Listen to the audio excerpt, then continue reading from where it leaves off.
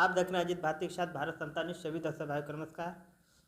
देश की सियासत में सबसे बड़ी राजनीति इस बात की होती है कौन किस राज्य में कौन सी पार्टी किस नंबर पे आती है। लेकिन हमारे देश में ऐसी राजनीति होती है भारत देश में कि कौन सी पार्टी को नीचे किया जाए। जो पत्रकार, जो मीडिया, तमाम ऐसे दल हैं। आज उस सच्चाई को हम बताएंगे जो मीडिया लगातार इस बात की चर्चा करती है, खास करके उस पार्टी को जिसको मानोर कांसी राम साहब ने बनाया था। इस सवाल पे हम बात कर लेते हैं आप लोगों से कि पूरे देश में बहुजन समाज पार्टी इकलौती ऐसी पार्टी देश की तीसरी सबसे बड़ी पार्टी है।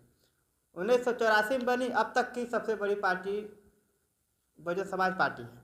और बात करते हैं, कई घटक दल थे, छोटे छोटे दल जो राष्ट्रीय पार्टी दल में थे, लेकिन वो सारे समाप्त हो गए और नए पार्टी में आम आदमी पार्टी शामिल हुई राष्ट्रीय।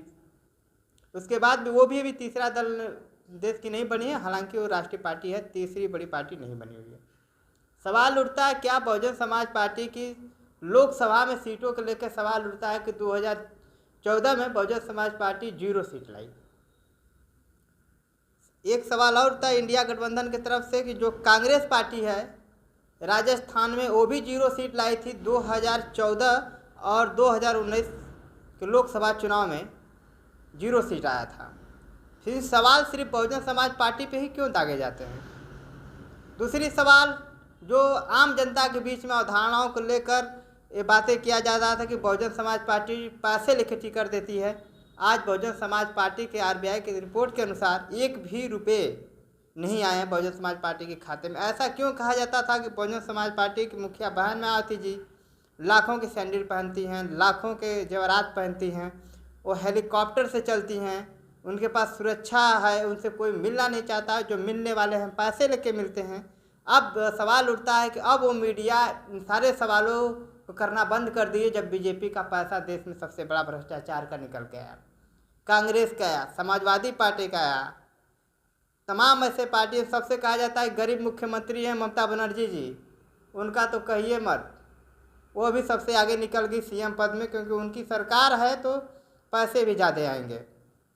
सवाल उठता है बिहार की बात कर लेते हैं, जिसको आरजेडी पार्टी है, वो भी 0 सीट लाए हैं 2019 की विधानसभा में, उनका भी महागठबंधन था। बीजेपी सरकार को कौन हराना चाहता है, कौन बीजेपी सरकार का बी टीम है, इस बात से सवाल साफ जाहिर होता है। किस तरह भारत में मीडिया ये बताती है कि अंदर राज्य में जो कांग्रेस पार्टी के सांसद हैं, लेकिन इस बात का आवाज़ नहीं उठता है कि राजस्थान जैसे राज्यों में जहाँ पे कांग्रेस की सरकार रही विधानसभा में, उसके बाद वो सांसद उनके नहीं निकलते हैं। तो बहुजन समाज पार्टी के चर्चा इसलिए होता है कि जो दलित, पिछड़े, अल्पसंख्यक इनके मतदाता हैं, उनके अंदर ये अवधारणा डाली जाए कि अब वो पहले वाली बहुजन समाज पार्टी नहीं रह गई, इसलिए अब बहुजन समाज पार्टी को वोट देना आप बंद करिए। आपकी पुरानी पार्टी जो कांग्रेस की है वो कांग्रेस ही आपकी पार्टी है। सवाल उठता है, आप लोगों को बता दें कि छत्तीसगढ़ में भी क्या आंकड़े रहे हैं। छत्तीसगढ़ में 11 सीटें हैं, जो बीजेपी 2019 में 9 सीटें जीती, कांग्रेस के खाते में सिर्फ 2 सीटें गई। छत्तीसगढ़ 2014 के भी लोकसभा के चुनाव हुए और 10 सीटें बीजेपी जीतती है और कांग्रेस 1 सीट जीतती है। राजस्थान में 2019 और 2014 दोनों में लोकसभा चुनाव में कांग्रेस 0 सीट लाती है।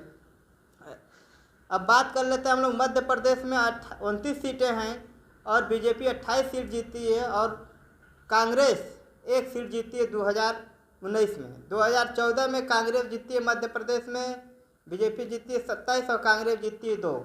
ये हैं आंकड़े, लेकिन मीडिया इन चीज़ों को क्यों नहीं बताती है। और मीडिया इस बात की जो देश में और छोटे छोटे दल हैं उनको हराने की जो बातें कर रहे थे, उनकी सीटें, उनके आंकड़े, विधानसभा हो चाहे लोकसभा, उनके प्रतिशत हैं। बहुजन समाज पार्टी के जब प्रधानमंत्री नरेंद्र मोदी जी 2014 में आए, लेकिन देश में एक इकलौती ऐसी पार्टी थी बहुजन समाज पार्टी जो कि चुनाव में हार परिणाम कुछ भी हो, प्रतिशत इतने कांटे के थे बीजेपी बहुजन समाज पार्टी के कि इस बात को बीजेपी को चिंता होने लगी।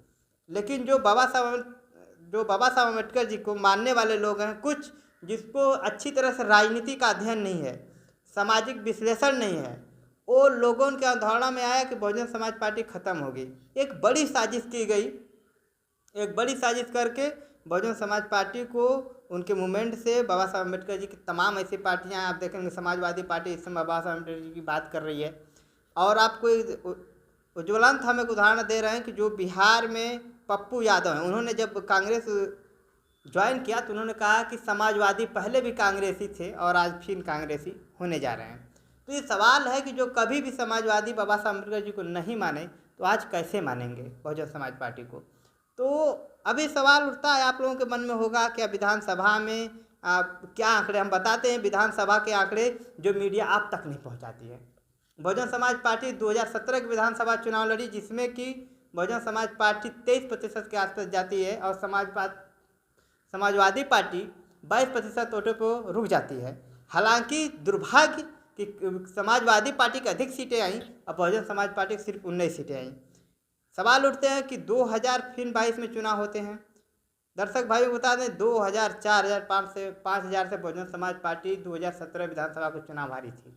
ये आंकड़े बीजेपी को पच नहीं रहे थे, मीडिया को ये आंकड़े पच नहीं रहे थे कि अगर 5000 वोट बीजेपी से असंतुष्ट हुआ बहुजन समाज पार्टी में जाएगा तो बहुजन समाज पार्टी की 230 सीटें आएंगी। वो एक आंकड़े बता रहे थे, ये वो आंकड़े थे। लेकिन समाजवादी की तरफ उलट समाजवादी के साथ ऐसा प्रचार किया गया। अब बहुजन समाज पार्टी को बी टीम बनाया गया। तमाम ऐसे मीडिया वाले यूट्यूबर हैं, तमाम ऐसे आप लोग देखते हो एक आंकड़े यही कहते हैं। मेरे जो आंकड़े हैं वो आप ऑनलाइन भी देख सकते हैं, ऑफलाइन भी। अब जो मैं बता रहा हूँ यूट्यूब पर आप देख ही रहे हैं, लेकिन ऑनलाइन भी आप चेक कर सकते हैं क्या मेरे आंकड़े हैं। मीडिया ने इस तरह कैंपेन किया कि बीजेपी की सरकार को कैसा लाया जाए, इसलिए समाजवादी पार्टी को पेश किया गया। आंकड़े ये कहते हैं उनके पास वोट 8% में भी वोट समाजवादी भारतीय जनता पार्टी के 4%, समाजवादी के पास बचते कितने हैं 4%। मुसलमान बीच में एक ऐसा कैंपेन चलाया गया कि समाजवादी खुद लड़ रही है फ्रंट पे, बहुजन समाज पार्टी नहीं लड़ रही है। इसमें एक बड़ा वजह है कि बहुजन समाज पार्टी का चुप रहना और ट्विटर अकाउंट पे आना, बहन जी को मीडिया के बीच में कम आना, अपनी बातें कम रखना। इसलिए मीडिया के बीच में ये थोड़ी सी गलतफहमी फैलाई गई और भ्रम फैलाया गया कि बीजेपी के लिए बहुजन समाज पार्टी बैन कमारी मायावती जी ने साथ दिया। बहुजन समाज पार्टी की तरफ से तमाम ऐसे मुद्दे थे जिस पे बहुजन समाज पार्टी ने बीजेपी का साथ दे दिया।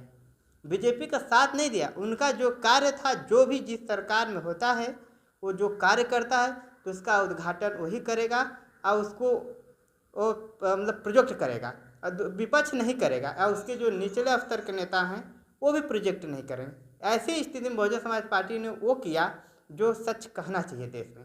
बहुजन समाज पार्टी की मुखिया बहन मायावती जी ने हमेशा ध्रुवीकरण पर नहीं राजनीति की है, सीधे फैक्ट टू फैक्ट राजनीति की है, मानोर कांसीराम की तरह। सभी दर्शक भाइयों को भारत समता न्यूज़ से जुड़ने के लिए धन्यवाद।